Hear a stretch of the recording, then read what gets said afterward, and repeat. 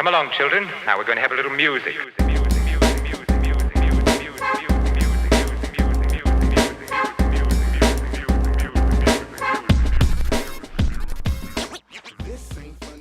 Yo, what is up, guys? Welcome back to First Cut Live. We are back on another Monday night here with the full crew to react to everything Super Bowl movie related. I am here with RB3 and Sabrina. How are you guys doing today? I'm good. I'm chilling. I'm doing good. I just realized I keep promising y'all we're gonna do TikTok live, and we're not doing it yet. But we get there next week for sure. Next week. For sure. Sabrina? Doing good. A little tired today from all the Super Bowl festivities. I know we're gonna get into all of that. Not even that I watched the game because I didn't, but still had fun. Yeah, let's just get right to it. How was y'all Super Bowl Sunday? Did y'all get into the game? Did y'all get into anything special? RB3, I'll start with you. No, the game was not this special for me. I mean, the game was absolutely pathetic. I mean, I didn't really care about the game, honestly. Me and my mom chilled. Oh, you know what though? We did win some money, so that was nice. My mom be in those little squares, those little Super Bowl squares at her job, and we won something during the first quarter when it was like 0-3. So good on that front. Dope. Sabrina, what'd you get up to? Yeah, I actually went to the Rose Bowl flea market. I know that happens once a month. I think it's the second Sunday of every month. So did that. That was a whole day thing, morning and afternoon, and then went out to get some tacos, then went to a bar, and then went to get some Japanese food. So was just kind of running around all over Los Angeles yesterday, to be honest. But I did catch the halftime show, did not watch the game. I do not care to watch the game, and it did look really boring, so I wasn't missing much.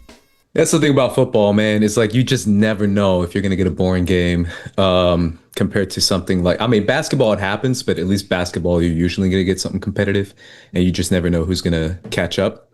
So that's the problem with football. But yes, for most people in our circle, it was Benito Bowl. At least for me and my Latino brethren and Latino sisters, we got the opportunity to see the halftime show. And obviously, as someone who's been literally following Bad Bunny since 2016, back in his trap days when he rapped and he did trap music, and it was pretty original because there wasn't a lot of Spanish rap or Latino rappers who rapped to trap music back when trap was big.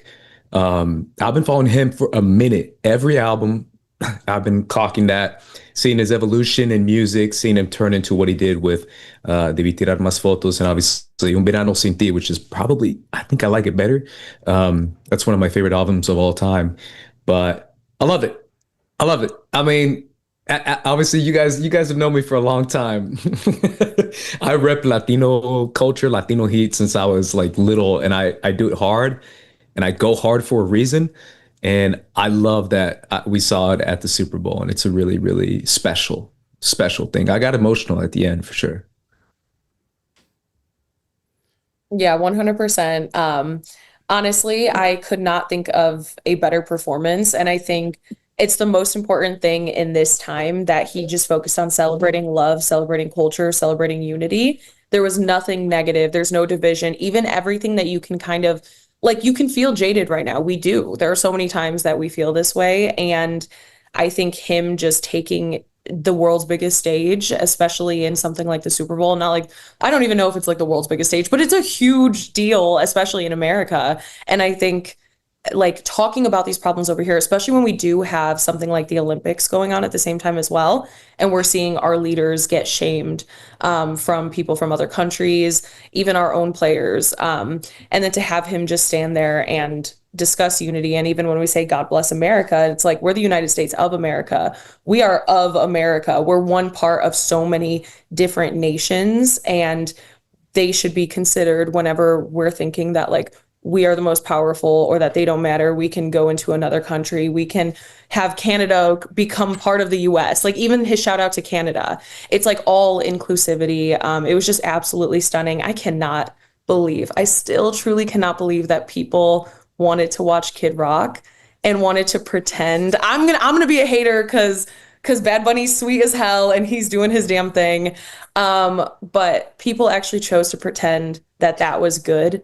And like that's like a decent alternative. Like that's an alternative that's on the same level as this incredible performance. The production was gorgeous. And the fact that he used real business owners, he used all of these just like authentic scenarios. I just think that's so special and he captured such a moment. So many people felt seen. I saw like people at restaurants, everybody stopped what they were doing, employees, people just like, you know, customers there, and everyone took a moment to just appreciate that 13 minutes of time. And it was just really stunning to see. Yeah, and obviously I got to give a major shout out to my Puerto Rican brothers and sisters, Boricuas. For anyone who knows any Boricua, Boricuas always go hard. They're always crazy. Some of the craziest Latinos I've ever met. And there's a range. Believe me, there's a range. And there's a lot of them in LA too. There's a lot of Boricuas in LA.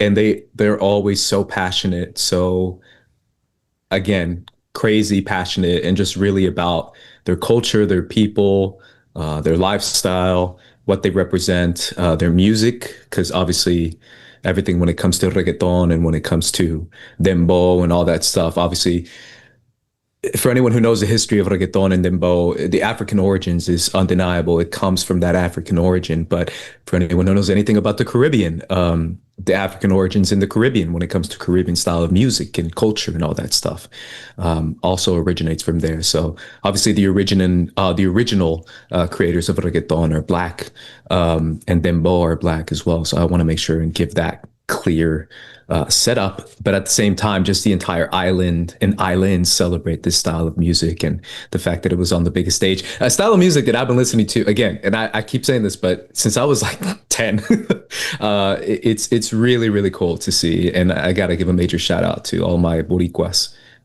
I was gonna say, how did you feel when they started to like kind of tease Daddy Yankee? Because I started to freak out, and then it was like, but I still love, obviously, the nod to it. But yeah, it wasn't even Daddy Yankee. It was Tego Calderon, who as someone who's like, again, a hardcore fan, who doesn't know, Tego to me is the GOAT. To me, Tego is like, he's the Tupac of Spanish hip hop or Spanish rap or reggaeton or whatever you want to call it. Like his flow is crazy. And Pa Que Se Lo Gocen is one of the most famous first reggaeton songs of all time, and that's the first one that came on. As soon as I heard it, I was like, oh no. And then Dale to me is like one of the best reggaeton songs of all time, Don Omar. When you hear Dale, that was like, oh dang, Dale. And then obviously Gasolina. Yeah.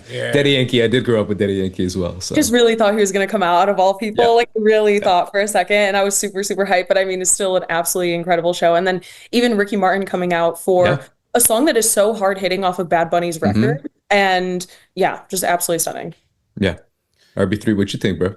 Man, well, you know, I loved it for one. And Sabrina, I had ran out. And actually, let me make sure we live. We live, people? Oh, we live. What's good, everybody? We got 3 people watching. Salute to y'all. 9 people watching. Salute to y'all. As long as the audio's working. You know, you were shouting out the small businesses. My man, Via's Tacos, baby! Via's Tacos! My guy! Oh, I'm so proud of the homie, man. He was one of the first people I ever interviewed at Dodgers Nation. You know what I'm saying? Dope. And and there he is on the Super Bowl stage right there, man. He hooked the brother up. He didn't even know me. Like literally on the first meet, he gave me like 2 free T-shirts. He promised me free tacos for life. I'm like, dog, like you are the coolest dude I've ever met. Like, and the fact that cool. You know Bad Bunny recognize that, I'm like, bruh, like, come on, man. Bad Bunny's the real one. Just from that was just from the start, you know, like, and then of course, like, we got the part of him falling out of the roof. I was like, yo, this is cinematic as freak. Like, this is like mass cinema. And you know, 2 Super Bowls back to back where the great Spike Lee was referenced in the cinematography. When they had the iconic pulling shot coming back as those violins was playing and the strings was playing in the background. Just excellent production, like you said, Sabrina, all the way around. And then the visual design, the metaphors. I mean, of course, my favorite part, everybody's favorite part, the wedding, right? Like seeing that whole like actual wedding happening like on screen was just a beautiful experience, and like kind of being in that moment. Apparently, it was a real thing too. Lady Gaga, of course. And yeah, I mean, that was just beautiful. That was a whole beautiful moment right there.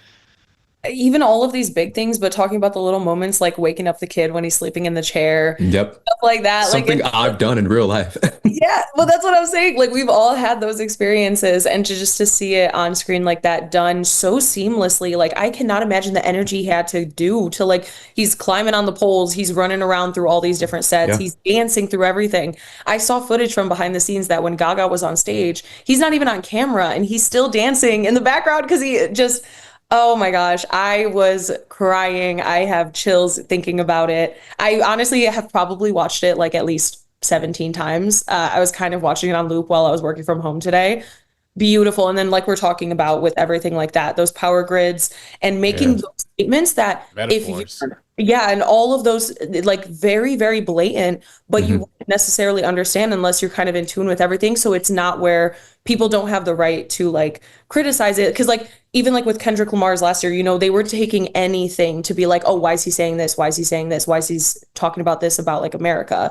And because Bad Bunny was speaking in Spanish, I feel like a lot of those statements were able to kind of go like noticed for the people that it kind of really mattered for. And I think that that was another thing that was really special. And I don't know who they're going to have next year that can follow up both Kendrick and Bad Bunny. These are two of the best performances I have seen in my lifetime. Sorry. Hell Yeah. Wait, is that Bad Bunny? Is Yeah, I I thought you were wish. playing something for a sec. I wish. Yeah, there's so many metaphors in there, like you were saying, RB3 symbolism. Obviously, it starts with the sugar canes, for anyone who doesn't know about history and all that. And then the casita, which is something that he's brought on stage throughout the tour of Debí Tirar Más Fotos. It's like a classic homage to like Puerto Rican culture, like the front porch party kind of vibe. And then El Apagón, which is the song he played with the power grids, is something that Puerto Rico has gone through forever. And it always gets ignored, and it's always such a struggle for them.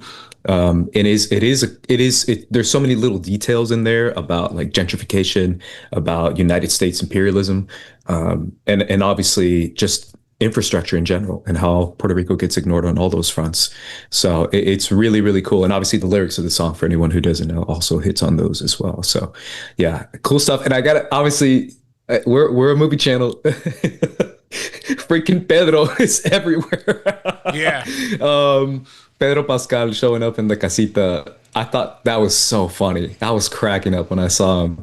And obviously, I got to give a shout out to everyone who was there. Cardi B, Karol G, Young Yeah. Miko.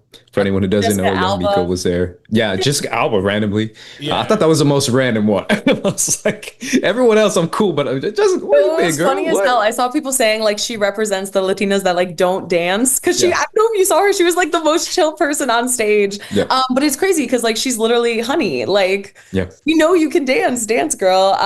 But yeah, that was so much fun. I don't know why Alex Earl was up there, like Queen I don't know who that over is. there. She's this like kind of like MAGA influencer. That's the only Ooh. thing I was like wondering about. But obviously Pedro makes sense. They're like really good friends. I'm honestly surprised we didn't see like John Hamm up there, but I did see a clip of him on the sidelines dancing along to it. So that was really fun. I was gonna say too, like I was really surprised Cardi B didn't perform. Like I thought Yeah, it's like a she week could've, before a yeah. concert. Like me and Jace, we head to the Cardi B concert next week. So like, Dope, like, yeah. you know, I was like, dang, I thought we was gonna get a little preview of the show right there. But now I get it. You know, you got to perform your new stuff. Same thing that Kendrick did, like perform the new stuff and like really get the audience like hyped for that. And I think that's dope. You know.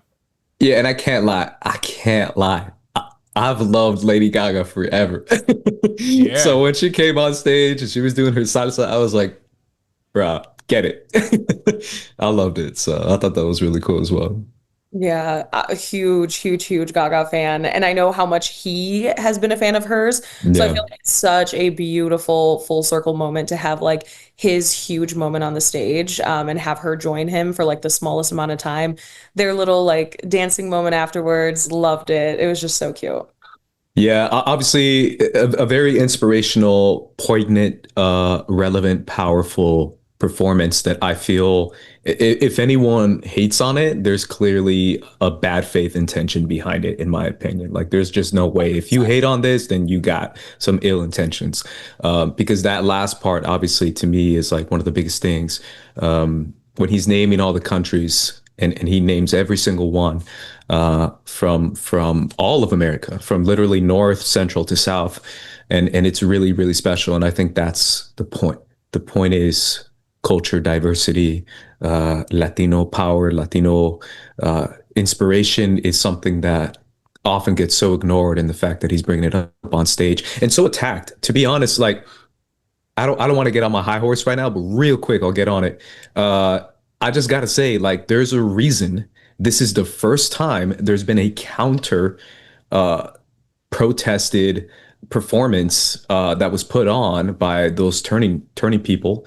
Uh, because there is a lot of racism against Latinos, and it's been ignored for so many years. And I've been screaming it from the rooftop for years, and people have told me I'm tripping, and that it's not true. Like, oh, I got Latino friends. Look at Latinos are everywhere, and I'm like, We that's like not how it tacos. works. We like going Yeah, to a exactly. Mexican restaurant. Meanwhile, they don't see them as equal. And it's something that I've experienced for my entire lifetime, and it's something I've seen happen in real time in cities that have a lot of Latinos as well.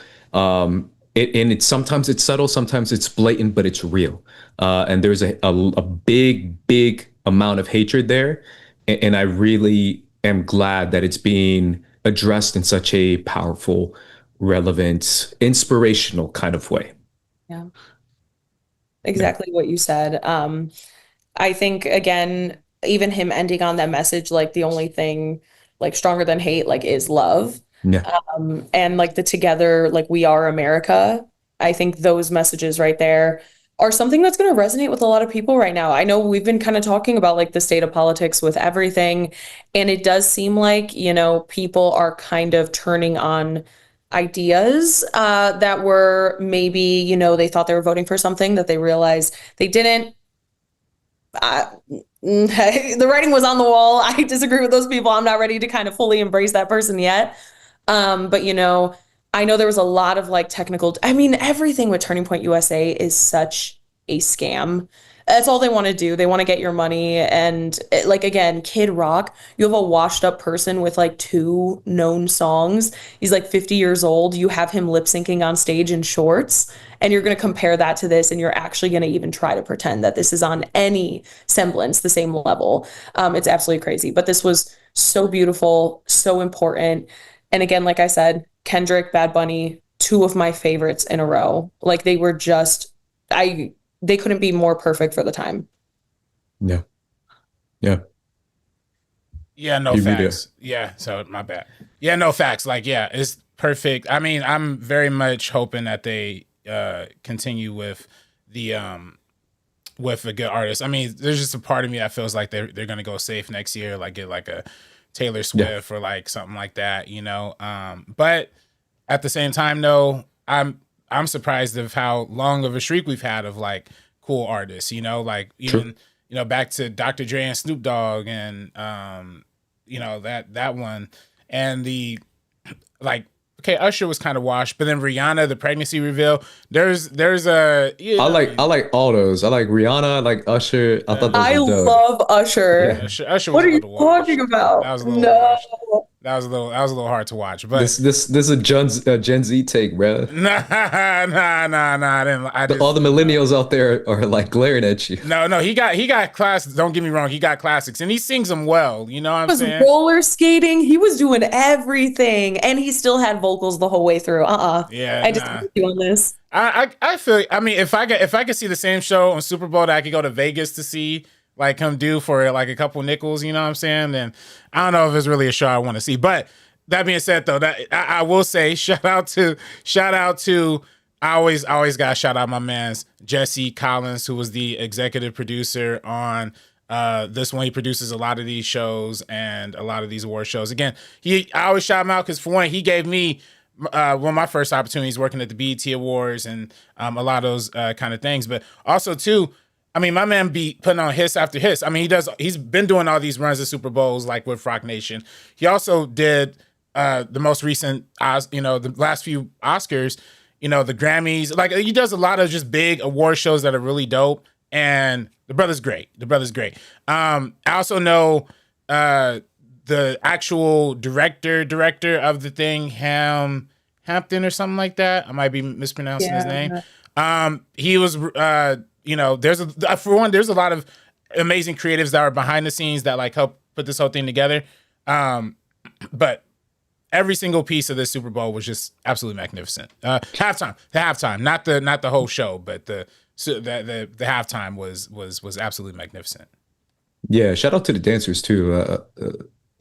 Obviously dancers are always there, but they don't get as much credit, but I think they killed it too. So Yeah, and the director was Hamish Hamilton. There we go. Yes. Yeah. He's done a lot of great live events and things like that too. So yeah, the visual palette, everything was just phenomenal. So I loved seeing the people that came out as like the bushes, trees. bushes. So good. Yeah. They were funny. Let's get to the trailers, which was kind of we'll have a general discussion on it. Well, before we get into the trailers, I did just want to say like trash great halftime, but I gotta say the show itself was bad. The football game itself was bad. When we have two sides, like when one side kind of introduces like this, NFC champion, Seattle Seahawks.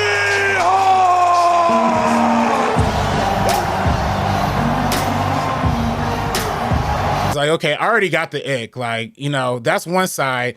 The other side got this brother on it. Look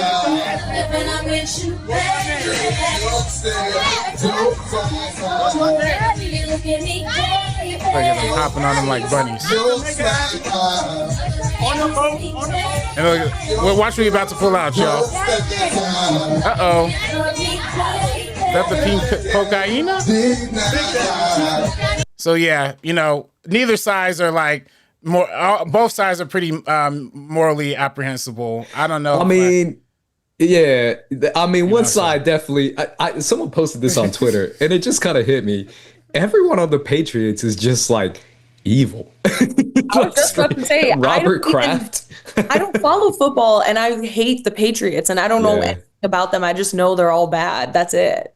Yeah, it's pretty bad, and obviously Stefan is probably going to be in jail in a little bit. But it's bad. It's really, really bad for anyone who doesn't keep up with the people who support the Patriots, behind the Patriots. Pretty bad. So that's why I was rooting for Seattle the whole time. So shout out Seattle. Fumbled so hard. Like I only cared about like the halftime or whatever, but it was like 12-0. I know I don't know much about football, but I'm like, they're washed. It's done. Yeah. It's over. Yeah, it was tough. We got some trailers, RB3. Do you want to get right to the trailers? You want to have a general discussion about what you were hoping for and what we didn't get? Yeah. Oh, yeah. We could do that. We could do that now. Yeah. We got some trailers. We didn't get a Spider-Man trailer though. No Spider-Man. Yeah. How'd you feel about that? Yeah, that kind of. I was a little upset by that. I ain't gonna lie. You know what I'm saying? That's the only reason I stayed to the fourth quarter. I would have turned on, 2K by halftime. After halftime, like if I knew that we're getting no more good trailers. You know what I'm saying? Like, yeah, I think.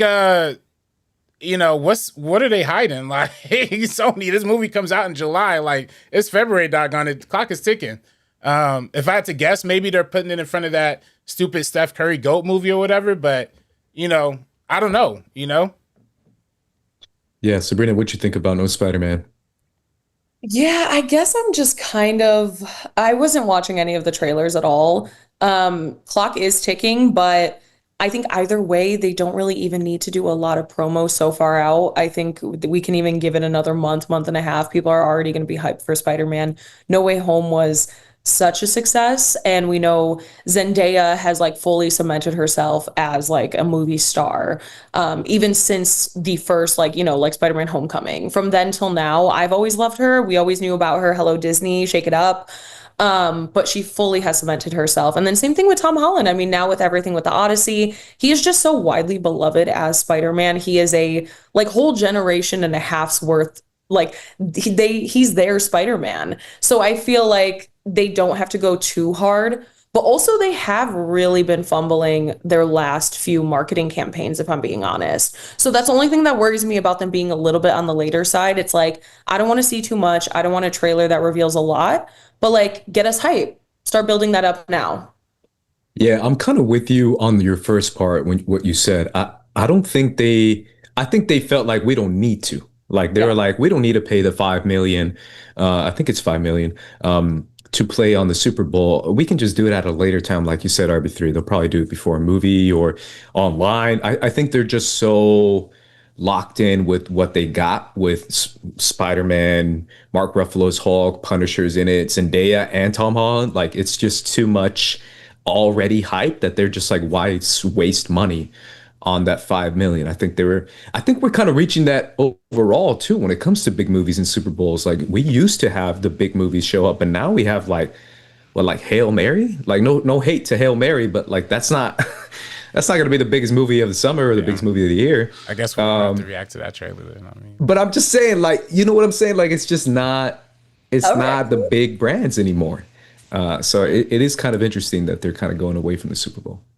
Yeah, it does make sense. Like exactly what you're saying, where it's not like we're seated. And, I even like 10 years ago, I do remember where I had to watch the Super Bowl commercials. I was even watching the game, but every time the trailers would be coming up because we were getting stuff like Infinity War, and it would just like stuff would be so hype. Everybody was freaking out. Everybody's tweeting about it. But like, yeah, I haven't really seen too much even coming out for the trailers that did drop during the game. Yeah. How'd you feel, RB3? yeah, I mean, yeah, exactly. Not there's like I forget the YouTuber name, man. It's Nathan Zed. He's a great OG YouTuber. He had a video recently that was like, nothing is an event anymore. Like there's basically like the event's kind of dead. You know what I'm saying? I kind of feel like this is kind of like the peak of that. Like there's no more of like waiting by the TV. Like, okay, here it comes. Like here's what we've been waiting for. I mean, it's just the fact that there was really like no surprises. I mean, we already saw a trailer for Disclosure Day. We already saw a trailer for Mandalorian and Grogu, for Project Hail Mary. I mean, the Cliff Booth one was really the only like new kind of thing that we saw. And that's a Netflix. And we're going to see the trailer right now. They don't even put a release date on that joint. Like, it's like, what's going on? You know what I'm saying? Like, so it's like, I don't know. It's like the whole idea of marketing a movie as an event is just kind of seems like it's washed out. Like, even, man, back in the day, like, we used to get trailers for The Dark Knight like a year out. Like, you know what I'm saying? Like, and it used to drive up the hype for me as just like a little kid. Like, yo, here we go. Like, I have to wait a year, but it's going to be worth the wait, doggone it, like, and then we just don't have that. Like, Dune 2, we ain't see none for Dune 2. Like, even the little snippet of Dune 2 or Dune 3, I'm sorry. It's like, I don't know. I'm a little pessimistic.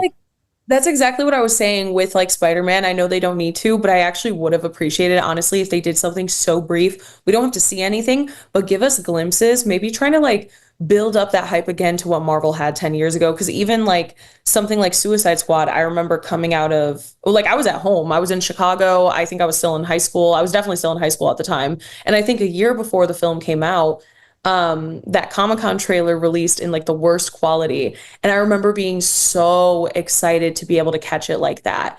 And just like, yeah, I have not been stoked to see trailers of anything lately. Even like the Odyssey stuff where people were going in early to like watch the whatever, like first 2 minutes or whatever they were doing, like any previews. Like I've just like haven't even been on board for anything like that. And I want to get back into that, to be honest. But it just feels like they're just throwing stuff out there all the time. So it's just like, I'm not going to consume that because I don't really care right now. Yeah. No, 100%. Yeah. And honestly, personally, overall, I'm just not into it. I used to be into trailers, but now I'm just kind of, because if I know I'm going to watch the movie, just because trailers, man, nowadays, you just never know what it's going to spoil. And it really does kind of spoil it for me. I've had experiences where I'm like, I've seen that. And I just prefer to avoid what I can. I always see the first one. I will say that. I always see the first trailer no matter what. But everything else, I'm just like, eh.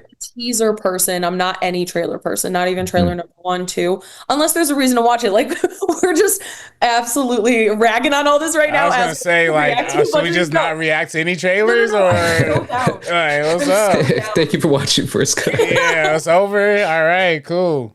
I mean, let's at least see, because I mean, the one that I couldn't look up the Cliff Booth one. I don't know if you guys tried Netflix didn't looking even that put up. it on their YouTube channel. Yeah, like, I what was are like, they doing? What's happening? what What's going happened? on? Like, Yeah, and I looked up what were the That kinda trailers. recreates what we're talking about, like the event stuff. It's like, yo, you had to catch it. I do like that. I do appreciate it, but you have it, RV3? well, yeah. I mean, they didn't post it to Netflix account, but it is on like Joe Blow and all those like weird sites. You Okay. know, like Entertainment Tonight. So yeah, I guess Let's do it. we'll just do that one first. Okay, cool. Yeah. Yeah, let's do it. All right, for sure. Here we go. So you helped Rick subdue those hippie intruders, huh? Something like that. You say that like there's more to it. I don't possess many talents, but I know better than getting away with a good story. Fincher. Very dark. Look at this, yeah. Yeah, you can barely see it.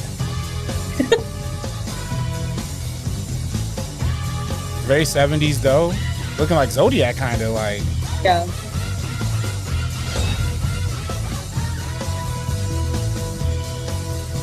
Man, things are blurred out. What are they blurring?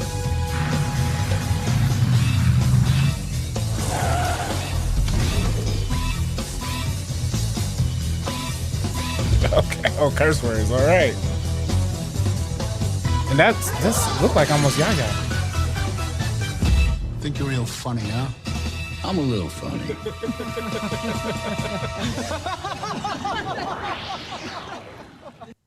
Okay. Like a title or Okay. anything? No title, no release date, nothing. It's just Wait on Netflix. It'll be there. Nope. Yeah, I mean, it looks, I love Fincher's work. I know he does, a lot of his stuff is kind of like darker. I do love how they, again, made LA kind of like go back into that time period and feel so authentic, lived in. I appreciate his like, I wouldn't even say more so than like Tarantino, like his like kind of grimier approach to these, we're seeing all these different like underbellies of Los Angeles, and that's something that definitely interests me. So I'm on board with this. I hate Brad Pitt. I really do. I just hate him as a human. So that really sucks. But I mean, as long as it's not like Tarantino and Brad Pitt, because that's like double homicide, hell no. But we'll see. I will probably check it out, especially on Netflix, maybe in theaters if I can. Yeah, it's tough, right? Because I love Fincher, but man, my Tarantino hate is hard. And everyone knows Once Upon a Time in Hollywood is like one of my least favorite Tarantino movies ever. It's just not good. So it's tough, but it does look kind of fun. I can't lie. Yeah, it looks fun. It looks 70s. I think Fincher being the guy to direct it, I believe Tarantino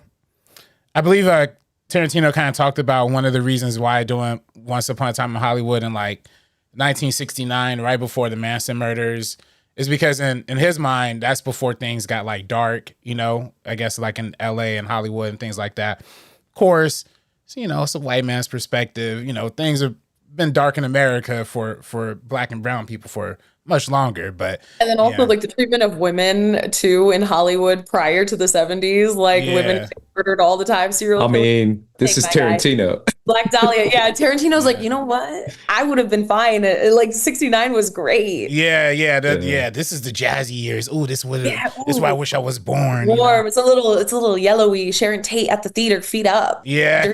Yeah, exactly. Oh man, the sicko. But then I think this one, it does kind of feel like it's getting into that little bit of a darker kind of world, like that seedy underbelly of like what 1970s, and the 1970s was kind of a weird time, right? Like conspiracy theories, Watergate, like all of this like kind of stuff that's happening. Even in LA, they had that famous water scandal that like loosely inspired the movie Chinatown and whatnot. Like that was actually based on a real thing with like water being stolen. It was a whole corruption scandal. So it's like, so I think it's so much potential here. I do agree with y'all. Tarantino hate all the way through and through.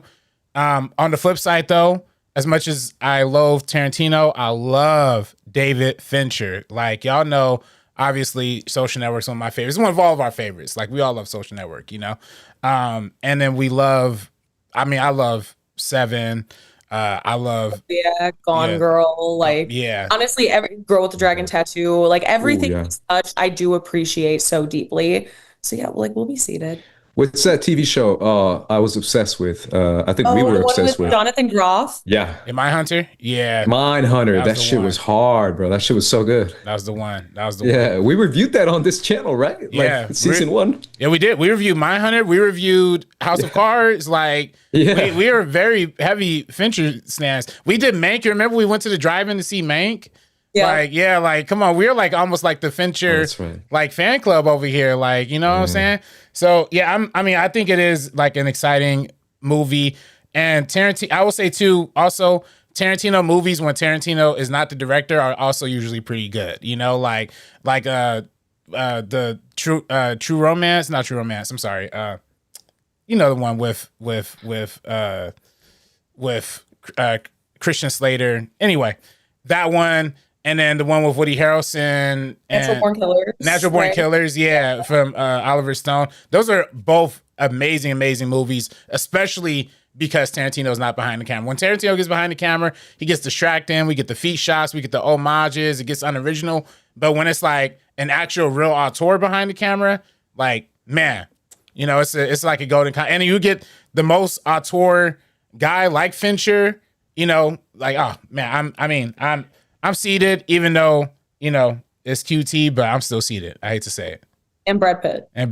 Yeah. Brad Pitt. It's tough. It's tough, man. I can't lie. I mean, everything we said is right when it comes to Fincher. But man, the fact that we have to bank on this movie based on a character who killed his wife for laughs, literally for funnies in the theater, it was played up for laughs. And I was like, it was because she was yapping so much.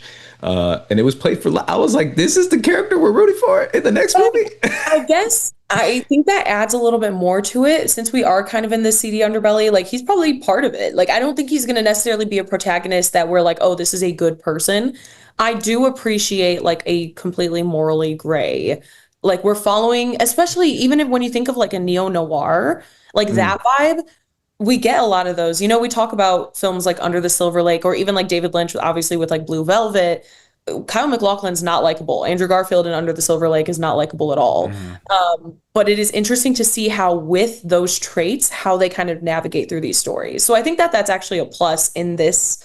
And I already don't like Brad Pitt, so I already know I'm not going to like him. So. Well, I mean, I think that adds to it, though. I think making it Brad Pitt makes it worse, in my opinion, because you are like, I don't like you and I don't like your character. It's like, I don't know. But that's just my opinion. I like to go on a journey with a morally gray kind of bad character. I do like to do it as long as it's, like you said, it's inappropriate where it's like kind of like played for laughs.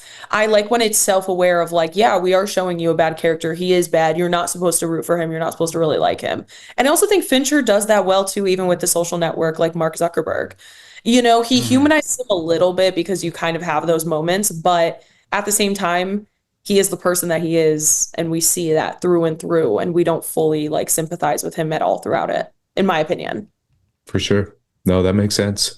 RB3, do we have any other trailers? We have a lot, right? Let's do it. Let's do it. I mean, that seems like you guys don't want to do it, man. No. I mean, if I'm being real, I already saw the Mando and Grogu one. Okay.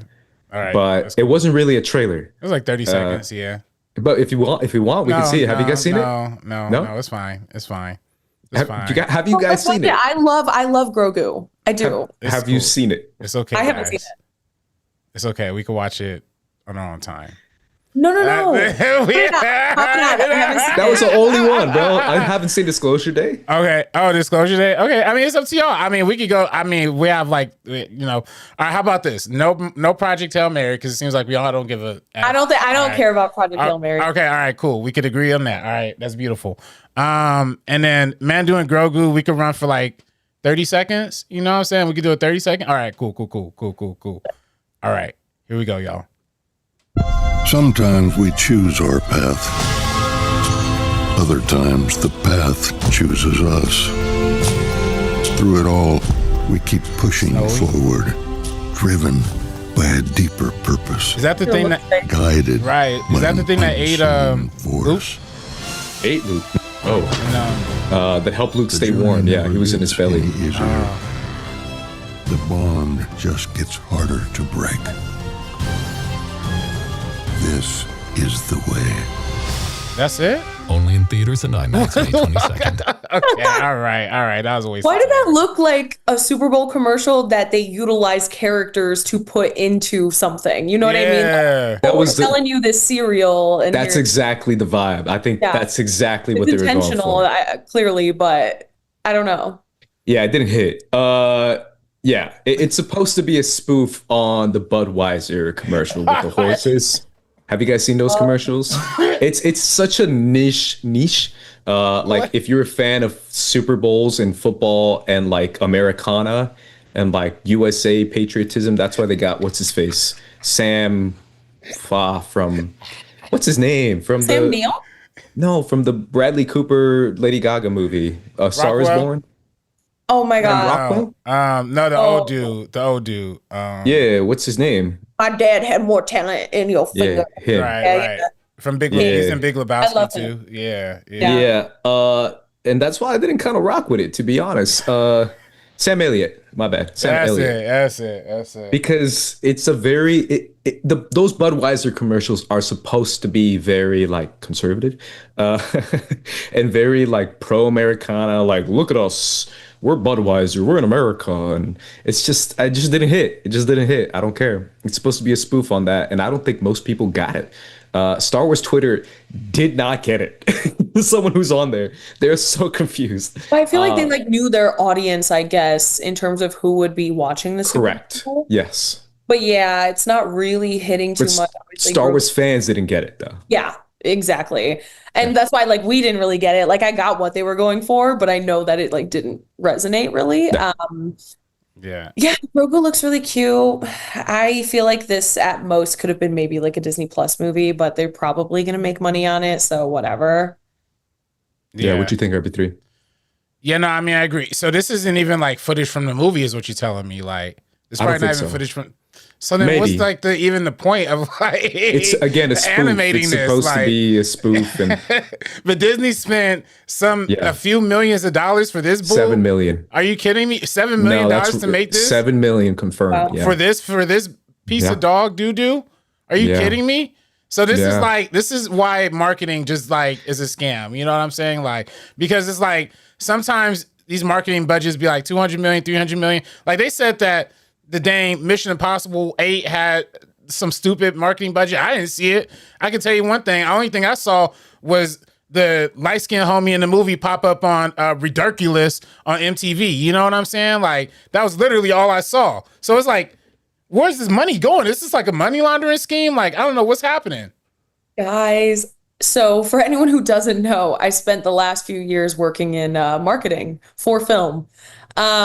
So not gonna say too much, but the decisions that are made, so much money is thrown in directions that really does not amplify exactly what you're saying. Like, oh, I didn't see this or I saw this here. I mean, look at what's happening with Scream 7 right now. They literally partnered with Meta AI. I think Kalshi also, like one of the, again, we were talking about one of them. And it's like, who's going to survive at the end of this? Like, oh my God, are you kidding me? And so that's where the money is going. It is going in those sectors that are just like not uplifting what the actual, who the audience this is for or whatever it may be. It's just going to try to broaden it, but in a way that like really just makes it so much smaller at the end of the day. But I saw someone say this on Twitter. It might have been Jenny Nicholson who said this. This feels like it's beneath Star Wars, though. This like viral marketing, Minions, whatever the hell that Minions thing was, where they're trying to be viral. The Minion monsters. And they're supposed to be like, it's supposed to like get people to go see the movie who maybe wouldn't see the movie. It feels beneath Star Wars, though. It feels like Star Wars is like above that.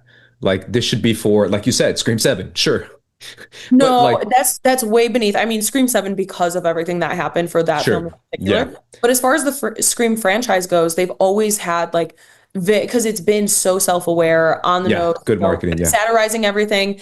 So it really, they are showing their ass like lately, where They don't understand their audiences. They're just throwing whatever gimmicks at the wall and seeing what sticks. This Budweiser commercial is this parody of the Budweiser commercial is a good example of that. Like they're thinking like, oh, this is the audience that's watching the Super Bowl, but at the end of the day, the people that are already interested in this film, they're not really getting anything more to chew on.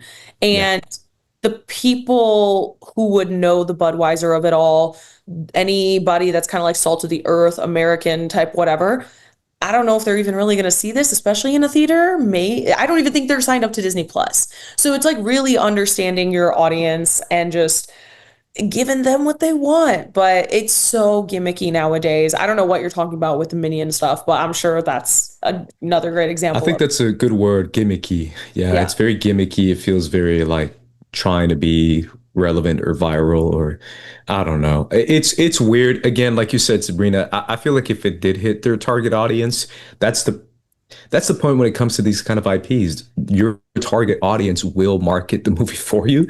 They'll take that trailer and they'll spread it all over the internet, all over Twitter and online, and that's kind of the point. But instead, they're going for, like you said, like this really, I don't know, old people who want to see the Mandalorian and Grogu, who are really into Sam Elliott. Yeah, the people that grew up with Star Wars that might be like 50, 60 years old right now, 70, whatever. Well, yeah, but I'm thinking of like my dad. I'm thinking of my dad who like experienced like the Phantom Menace like in theaters, and he was just like so stoked for it. We did like the new trilogy together.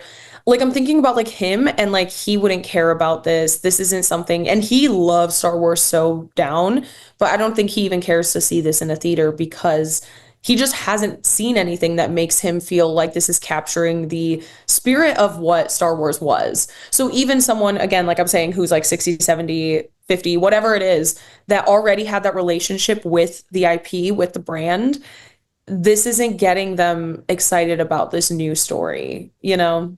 Yeah. I don't know, man. Mando and Grogu is looking a little sus right now. I can't lie, especially when it comes to the visuals already. A lot of people have been talking about that. And if they're not, I don't know, they just feels like they're not confident enough in their story to show us more story in a trailer. I don't know. It feels weird right now. I don't know what you think, RB3. Yeah, I mean, I still have no idea what this movie's about. And exactly.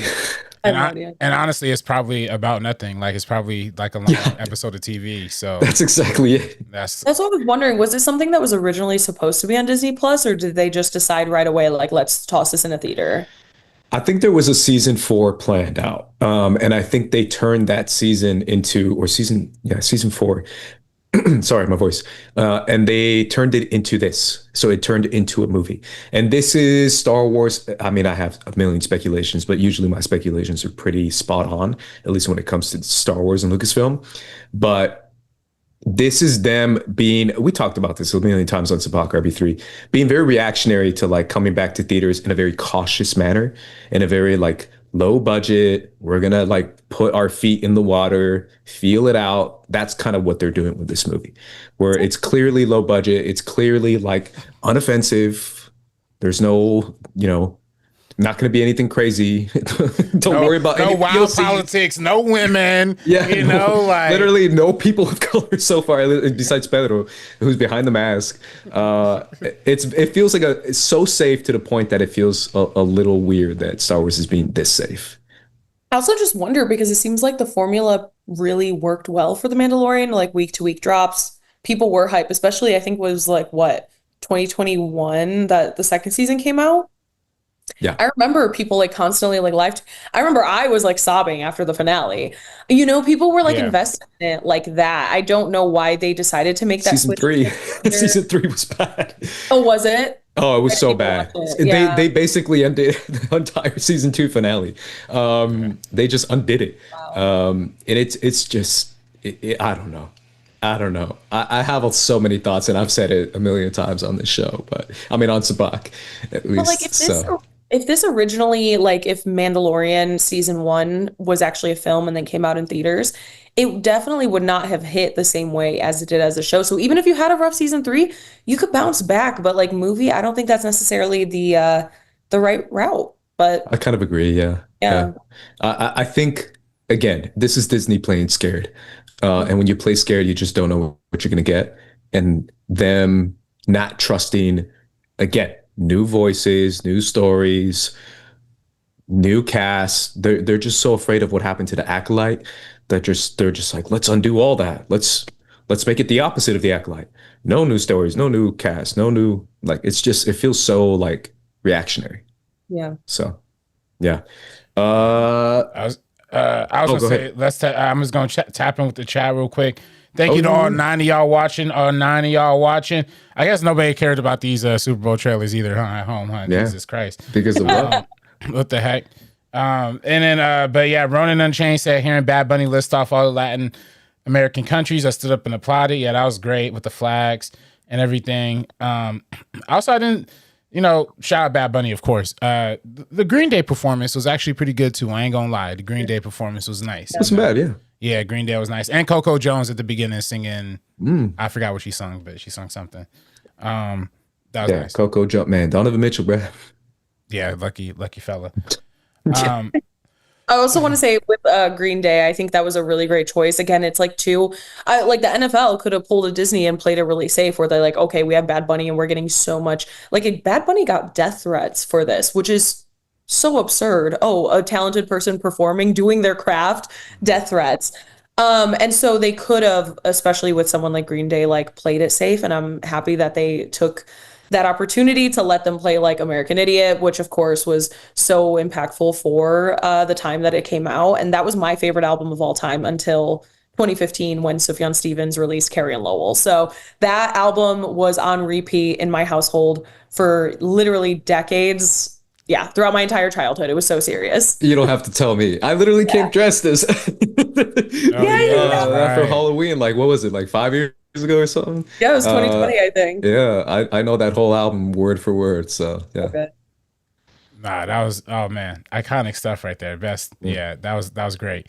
And then Kevin Davis said Super Bowl was boring this year. New England Patriots didn't put up a fight. Bad Bunny, very talented, but I want to see English subtitles to understand the performance.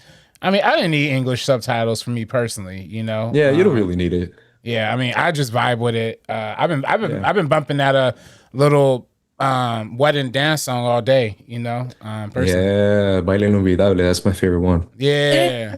I saw somebody tweet out too, because they were listening to his recent album from start to finish for the first time, and they were like, as someone who has not been a fan, I absolutely love this album. And I love that Bad Bunny has such a way of, with the production, his vocals, everything of like making you feel everything you're supposed to feel, even if you don't understand it. And I think that that's really powerful. That was translated really well throughout that performance. 100. Yeah, no, for sure. Most definitely. I mean, it was a beautiful presentation all the way around. Ronan said, I love the Cliff Booth teaser. Best one that was released. Yeah, I mean, of course it wasn't released. And then Kevin Davis said, Hollywood loves Brad Pitt. People will never forgive Angelina Jolie. I mean, I don't know. I don't know about that. I mean, I feel like most people believe Angelina Jolie. I mean, am I tripping? Or? I think most general audiences are, I mean, look at F1. F1 is a big example of people just hyping that shit up like it was a real good movie when it wasn't. That's a lot of Brad Pitt. People still love Brad Pitt, man. You'd be surprised. My audience was cracking up at every stupid thing he said in that movie. So, yeah. Now, I mean, people can love Brad Pitt, but I don't think people hate Angelina Jolie, though. You know what I think it is? And I think it goes kind of back to conversations that we have had throughout this time. It really goes back to textbook misogyny.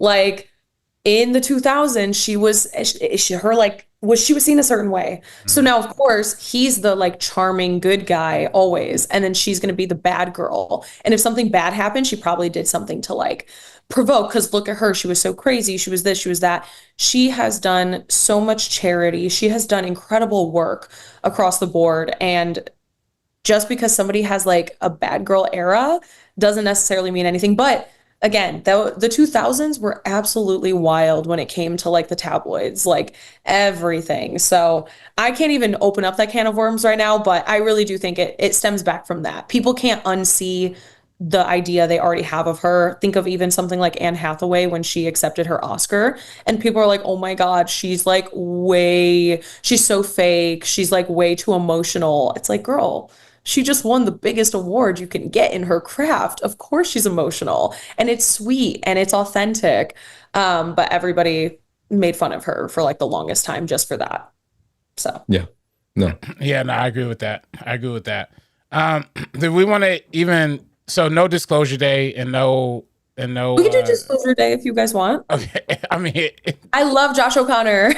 If you don't care, RB3. I mean, it sounds like you don't care. No, it sounds like y'all don't care. I mean, if y'all, no, I mean, I can equally not care. You know what I'm saying? Like, I could go either way, you know? It sounds like you don't. I already saw, I say we watch it. I already saw the disclosure day trailer. I just don't know if y'all saw it, so. I haven't seen it. But do y'all want it? I mean, but do you Let's even do want it, to see yeah. the trailer? This would be my genuine trailer reaction, because the other ones I already saw, besides Cliff. Okay, cool. All right, here we go.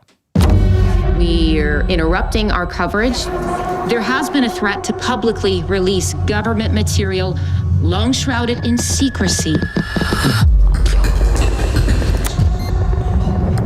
Alien stuff, right? People. We got props. No. Do you think there could be others? Hey, I have a right to know the truth. What are you gonna do? Full Switching disclosure faces. to the whole world, all at once.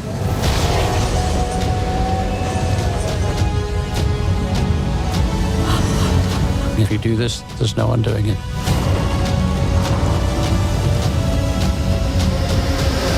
There will be no other day like tomorrow. Okay, Coleman. Okay. No. No other day like tomorrow. Okay, last night. Okay. The alien noise really gets me. Like that. I hate it. Horror movie as like I hate it. yeah. It's literally that it's hard to even get through. It's too much for me. Everything else looks really cool though. Yeah, I'm curious what the plot is. Is it like, are they jumping bodies? Are they just taking human form?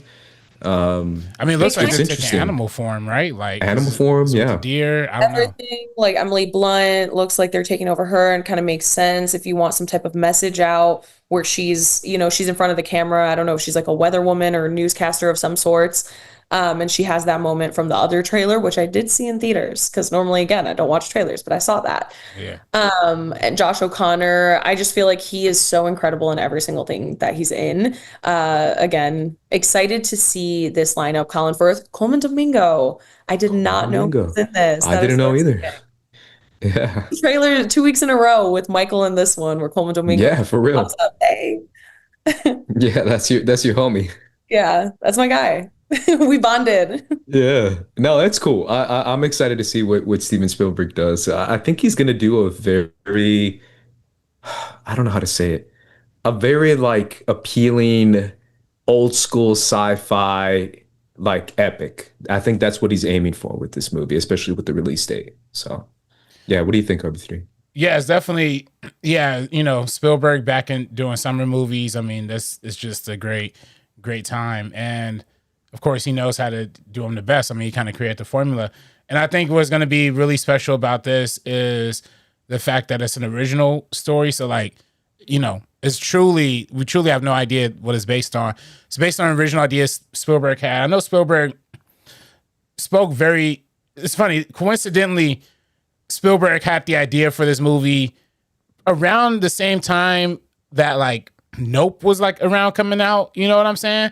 And I remember when Nope was coming out and Spielberg did a Q&A with Jordan Peele, and Spielberg was kind of talking about like, yeah, I've always had this alien thing. And it's kind of fascinating to see like, this has kind of been buzzing around his head for a minute. Teaming up with the Jurassic Park homie, David Koepp, is a great combo.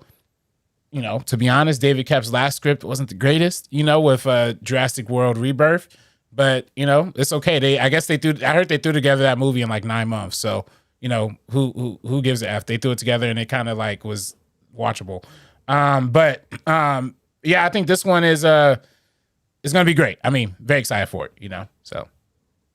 Yeah, same. Yeah, no, it's very interesting. I can't lie, man. Someone, again, Twitter just always be saying stuff, but it's kind of true. Like we kind of moved on from Nope a little too quick. That was my number one movie of that year. I'll never forget watching that in theaters. That thing was crazy, crazy, crazy. What's that guy's name? The DP, who always cooks. I know you're talking about the homie. Von Hoytema, von Hoytema. Yeah, it's something like that. But incredible stuff. So, one of the best shot movies in the last 10 years, in my opinion, and one of the best movies in the last couple of years for sure. And also, we can't forget that David Koepp also did do Dial of Destiny, I believe, partially responsible for that. So, few flops in there, but he has done so much. Even when he directed like Ghost World, love the film so much, and co-wrote that one as well. So I think that this is right up their alley because he's kind of harkening back to those, War of the Worlds, all of those different films that they've kind of worked on together. Early 2000s epic film, like you said, Andres. Like this feels like something I would have seen in theaters as a kid with my dad. And I think that kind of like that we're in that era of like cheap nostalgia. And this feels like honestly like something coming from a genuine place that will still give us those feelings. And so I think that this could be a really interesting lesson for film studios as well, where like we don't have to necessarily abandon these genres. Something like Nope should have gotten so much more love than it did back in the day. I fully agree with you on that because that also gave me those exact same vibes. Like this feels like something I could have seen a few years ago or when I was younger. And then just really like even like Signs. Like I'm thinking about the first time I watched the movie Signs as a kid, and that one stuck with me forever. Sixth Sense, M. Night Shyamalan, and he was fully cemented for me as like one of my favorite filmmakers when I was like 9 years old. Things have changed since then. I hated old, but I think that this is again something really special where you take this type of nostalgic story. You can go in the summertime, see that with your family, and hopefully it'll be good and we can kind of see more of those original ideas and not nostalgia bait, but like stuff that gives us that warm feeling, if that makes sense. I think that's the key, original ideas. We have to keep focusing on that. And I keep bringing up Sinners, but it continues to be one of the biggest examples of that ever, of all time. And I think that's what we need to do because it also kind of creates like, I think we're living in such an IP world and everyone is so plugged in that low key for anyone who doesn't know about something, you can kind of just tell them what it is. Like if there's like a new superhero movie, a homie who knows a homie who knows all about that superhero. And it's like, yo, tell me what it's about. It's about this guy who does that and does that. So you already know. You basically kind of know the plot of the movie if you have people who know what the IP is.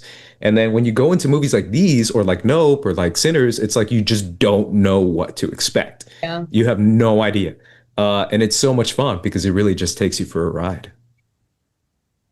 Yeah, no, for sure. That's why I'm very excited about this one. Yeah, no, that's a good looking movie right there. Speaking of, so go ahead. Oh, what were you gonna say?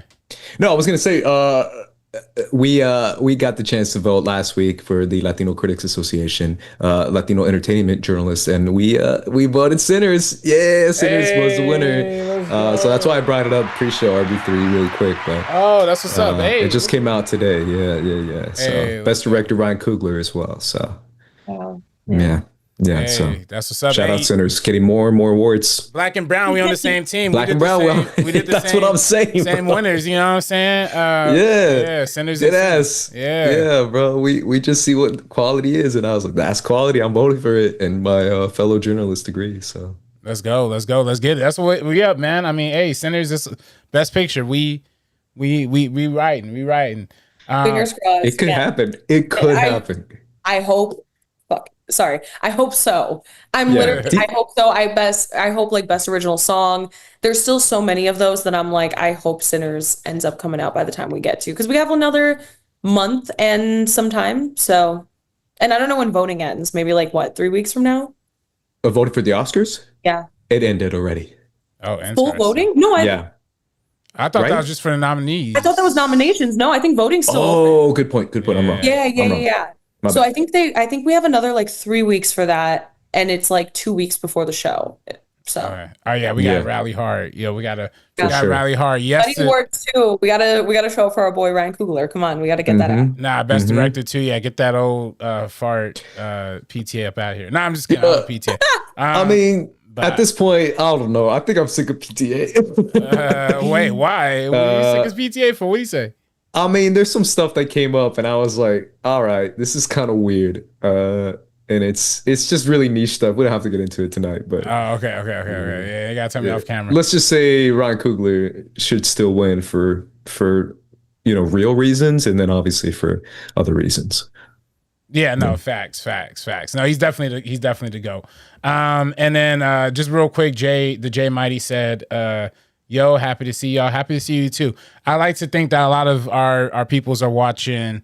I think Nolan and somebody's having a screening. Who's that? Oh, Timothy Chalamet. Yeah, Timothy Chalamet are having this Interstellar thing at City Walk. I like to imagine that like 80% of our fan base is there right now. But then, somebody put a bunch of alien emoji. Salute to you. Before we get out of here, y'all, we don't have to react to any of these trailers or any of these commercials. I did just want to bring up, the fact that we had these movie themed joints, that were kind of little bit ridiculous.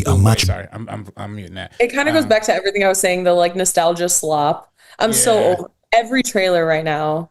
Yeah, this whole like de-aging. This one I could kind of think this is a little funny, but I like it. I mean, I thought it was funny, but people saying, for one, I will say people got to get over this whole AI. Not everything's AI, people. Okay, like they use the little de-aging software. We've been seeing de-aging since like Tron Legacy. Okay, pre-AI days. Okay, like that's not everything that's de-aging is AI. I'm just like they just like Stranger Things when they had like Will look a lot younger than he did. Like that's the de-aging CGI. Like you weren't complaining about that, but yeah, I saw that. It could be AI though. It could be, but that one didn't do it for me.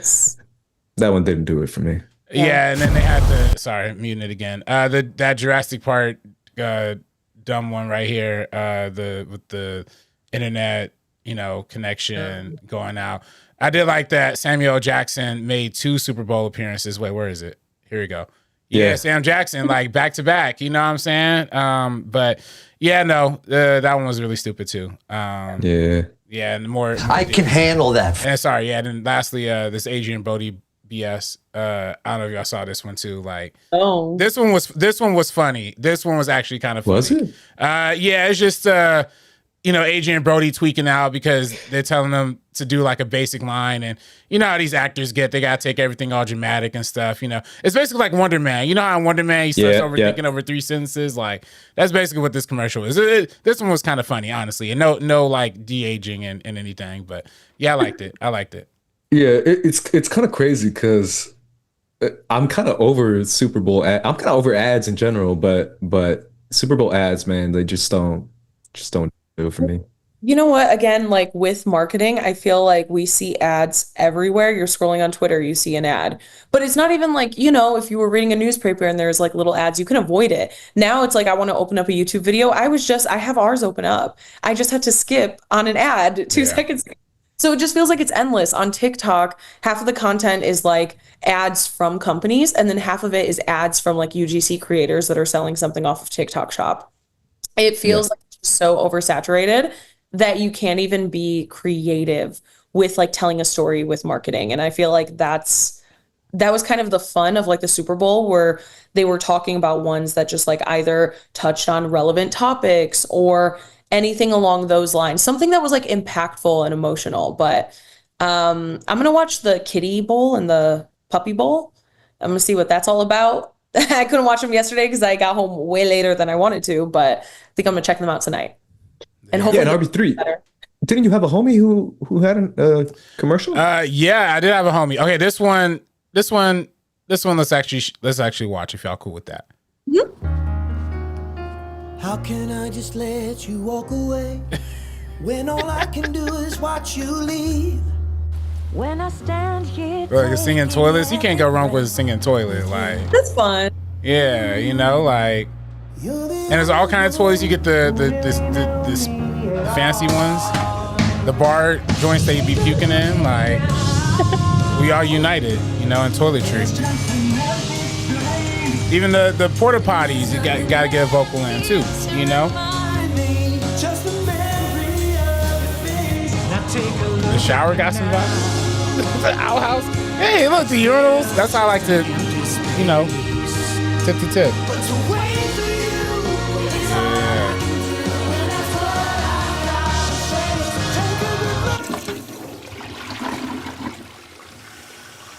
Take a look at your pee, y'all.